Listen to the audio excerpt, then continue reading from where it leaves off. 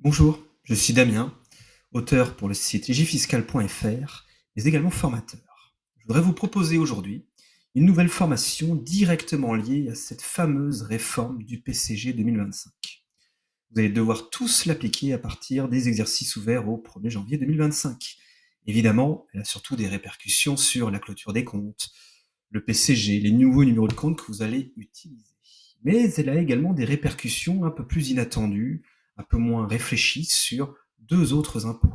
La CVAE, la cotisation sur la valeur ajoutée des entreprises, mais également l'IS, l'impôt sur les sociétés.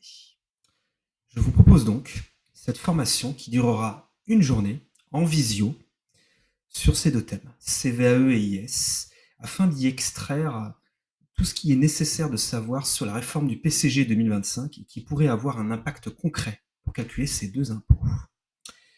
Alors évidemment, dans une première partie, on reverra toutes les conséquences pratiques de la réforme du PCG 2025.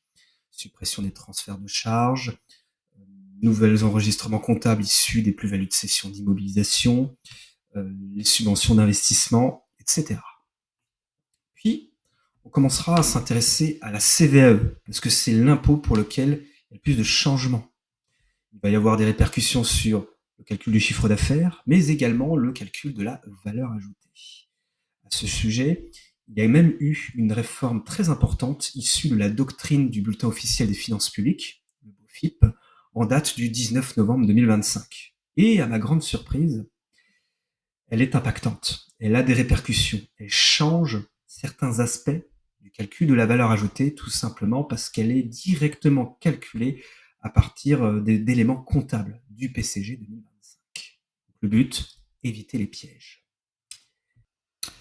La formation va s'accompagner d'outils Excel que vous allez pouvoir utiliser pour pouvoir automatiser ou en tout cas vous aider à calculer la valeur ajoutée, notamment l'imprimé 2059E, qui est largement commenté dans chacune de ces rubriques, de ces cellules, et également aussi pour calculer le solde de votre CVAE pour l'année 2025, ainsi que les acomptes d'ailleurs.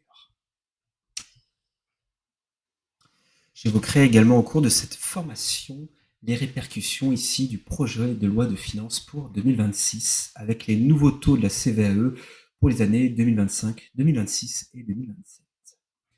Il y aura également une dernière partie importante sur le résultat fiscal et l'impôt sur les sociétés. On reverra ensemble, on rappellera les principales déductions et réintégrations extra-comptables. Et évidemment qu'on étudiera en profondeur l'impact de la réforme du PCG 2025 sur vos paramétrages pour déterminer le résultat fiscal. Notamment, il y aura des répercussions sur les nouveaux postes pour les dons, pour les amendes, mais également pour certaines plus-values de cession sur les immobilisations. On verra notamment les répercussions sur l'imprimé 2058A. Là, à nouveau, j'aurai un outil Excel à vous proposer, vous permettant de calculer ce résultat fiscal avec des trames 2058A et une nouvelle trame pour le calcul du solde de l'impôt sur les sociétés. Eh bien, écoutez, j'espère vous voir très nombreux à cette formation. Au revoir.